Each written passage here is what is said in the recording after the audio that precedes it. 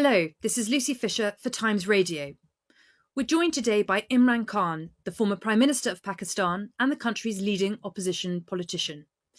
It's been a tempestuous year for the cricket star turned politician, who was removed from power last April following a vote of no confidence, then survived being shot in a shocking assassination attempt last November. He's now facing around 80 charges, including allegations of terrorism and corruption, which he says are a part of a plot by the government to prevent him returning to power in elections this autumn. In recent weeks, a warrant for his arrest has been issued and rescinded, and thousands of his supporters have turned out on the streets in Islamabad, Lahore, Karachi and Peshawar, among other cities in Pakistan, leading to violent clashes with the police. Mr. Khan, thanks for joining Times Radio today. My pleasure. So earlier this week, you addressed your first rally since you were shot 4 times in the leg last autumn, but you spoke to the crowd from a bulletproof box. You believe your life is still in danger? Well, yes, Lucy, not do I believe so. The Interior Minister, he has gone public to say that my life is in danger. But he says it's from some foreign elements, but I know that it is from actually the government itself.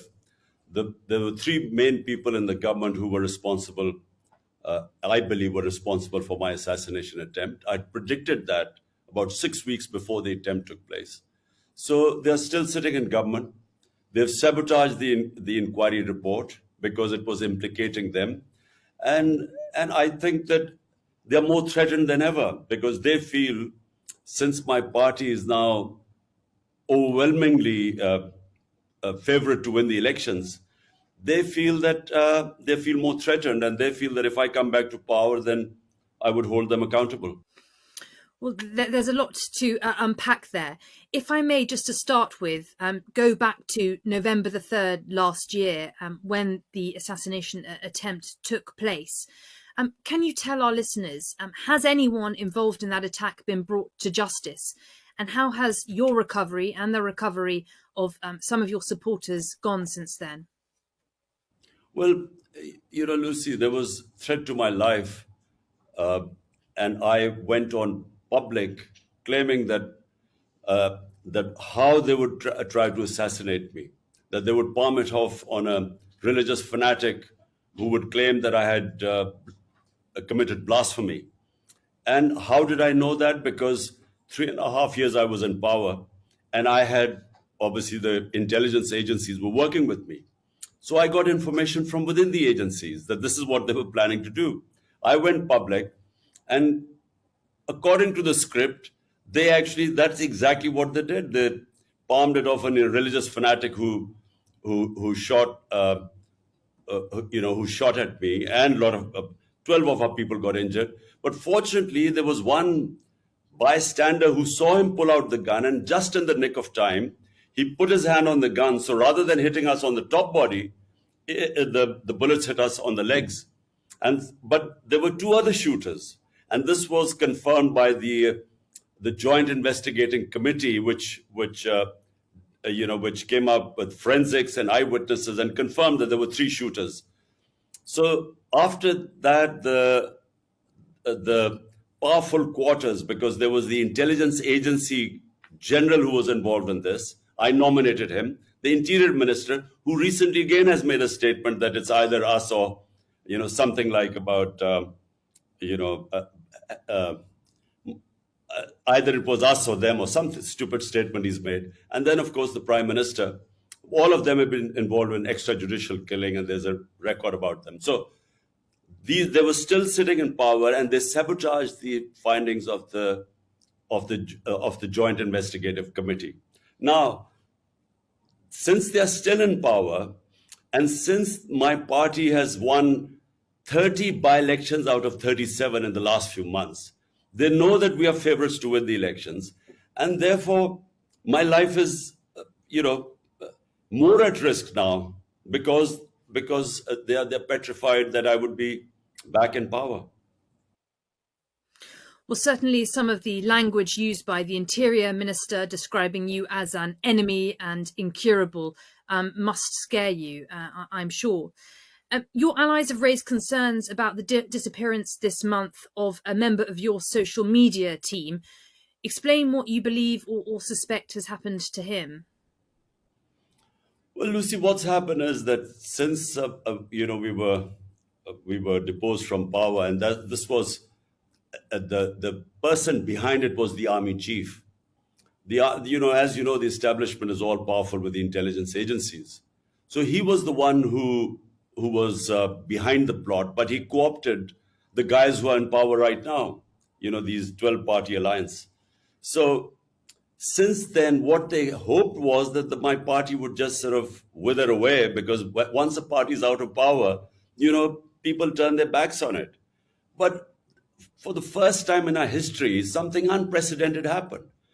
Hundreds and thousands of people came out on the 10th of April. My government was removed on the 9th, 10th of April. Hundreds and thousands of people came out on the streets. Now, when that happened, everyone was taken by shock, including the establishment. So rather than the popularity going down, with time, my popularity and my party soared to heights which no party in Pakistan's history is as popular as my party PTI is right now. Therefore, that's when this plot was hatched to have me removed.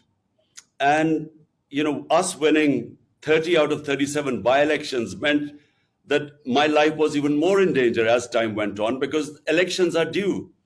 The Supreme Court had asked for the provincial elections on the 30th of April. The general elections take place in October. Now, they're all scared that in these two provincial elections on the 30th, we would win. So they're challenging in the Supreme Court right now. They're scared of elections. And so the two are related, the threat to my life and elections and coming to power are all related. Well, certainly, just for listeners and viewers not aware, Pakistan is having a big set of elections this autumn. Of course, you may not be allowed to stand, Mr. Khan, if you are convicted on some of the charges which you are currently accused. This includes corruption, the suggestion that you sold state gifts while in office and hid your assets, and more recently, charges of terrorism. What's your response to these allegations? Well, Lucy, let me just put the record straight. There are 140 cases against me right now, which include blasphemy, which includes sedition, which includes 40 cases of terrorism. 40 cases. Now, remember, this country has known me for 50 years. I'm probably the longest known Pakistani and the well-known Pakistani, in 5 decades. So no one believes that I have broken the law, because I've never broken the law in my life. In fact, my movement is called Movement for Justice, Rule of Law. So none of all these cases, whenever they go to a trial court, I get bail because there's nothing in the cases. I mean, for instance, I'm accused of terrorism. Now, how am I accused?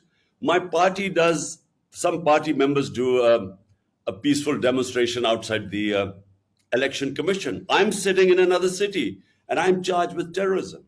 Or I go and make a court appearance. And so there are a lot of followers there. We go in and come out, and there are 3 terrorism cases. So no one believes this. And whenever it goes to court, they get set aside. So your contention is that these are politically motivated cases brought against you? Look, Lucy, never in our history has anyone had 140 cases against me. And the rate it's going, I'm soon about to score my double century. The problem is that, the cases they are slapping against me, no one believes them. Now, for instance, the so-called corruption case, what is it? For 70 years, the law in Pakistan is that whether it's the prime minister, the ministers, or any generals, whenever they get a gift, it has to go to something what is called Tosha Khana. There, they decide the value of the gift. Then they give you an opportunity. Do you want to retain it? If you retain it, in the past, it used to be 20%, used to pay and you used to take the gift. Mm-hmm. Now, in my time, it was 50%. So this is the law. Everything is on record. So whenever this case goes into court, this will be again dismissed. So, as you mentioned, there have been protests when you have been called to court. Your supporters have been out on the streets in cities across Pakistan. There have been violent clashes with the police. What's your message to your supporters now? Would you urge them to eschew violence? Lucy, look, let me correct the record again. My people have never indulged in violence, and I'll tell you why.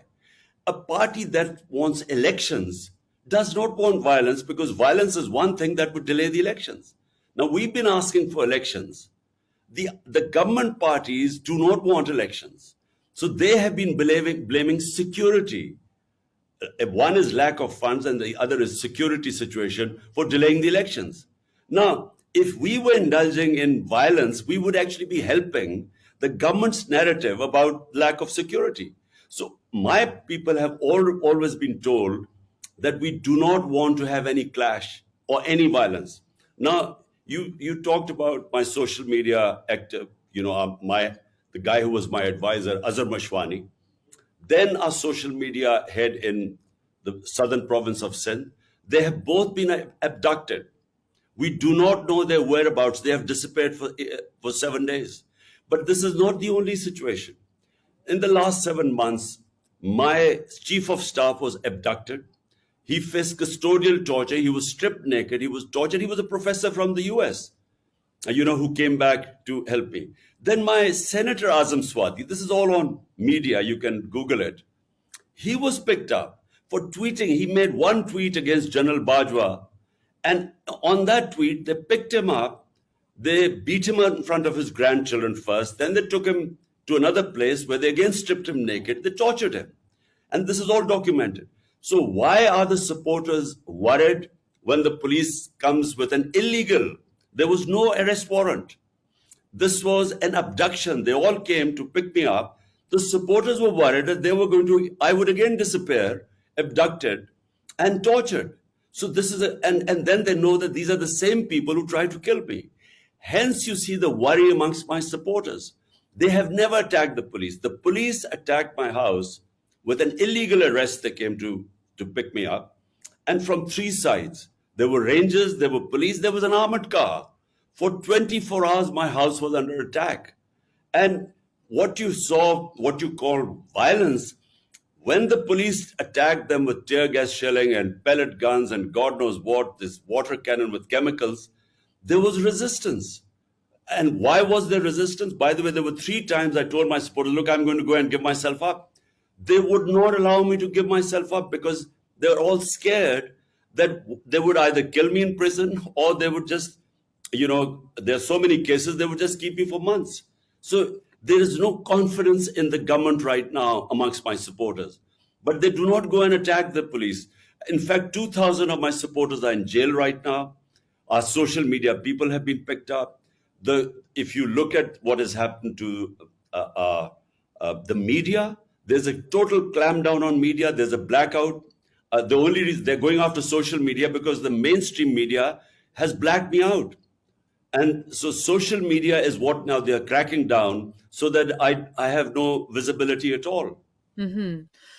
And Mr. Khan, what happens next? As you say, I'm speaking to you as you are in your residence in Lahore. Your supporters have been mounting this defence of you when the police have arrived in recent days to try and pick you up or speak with you. What happens next? Are you going to have to rely on your supporters indefinitely until the elections to defend you in this way? Well, look, the reason why why this whole thing happened was when the police came to pick me up, they asked them, why have you come to pick me up? And they came up with this warrant that they wanted to produce me in court. But the law says that when I gave them an surety, my lawyer gave them a surety guarantee that I would appear in the court, they can't. The law is very clear. There's section 76 of the law, which says if you give them an surety guarantee, they can't pick you up. And as it happened, I went and appeared in front of the court on that date. Okay. So they knew that this was what they were doing was abduction. That's why there was resistance. But what do I tell my supporters? That it is in our interest that there's no violence. because we want elections. It is in the interest of the government, which is trying to bring the security situation as an excuse to run away from the elections. Well, you certainly appear to be riding a wave of public support. I note a poll by Gallup this month putting your approval rating at 61% and that of the current Prime Minister, Shehbaz Sharif, on 36%. So looking ahead to the elections this autumn, what is your prospectus for government in Pakistan? Sorry, what did you mean? What is my... What are your key policies heading into the elections this autumn, which it looks like you could do very well based on the current polling? Now, Lucy, look, we will sweep the elections, and all the opinion polls say that, and the results of the by-elections out of 37, Pakistanis, especially in the north of England, would suffer racism. There were the skinheads who were very, anyone was a Paki and they would abuse you in the streets. So it gradually began to change. And, by the time I finished, there was much less racism. Well, I'm glad to hear it diminished during your time playing cricket. Clearly, it seems from the latest scandal, there is still some way to go, but thank you for commenting on that. That's all we've got time for today. Imran Khan, former Prime Minister of Pakistan and cricketing star, thank you so much for joining Times Radio.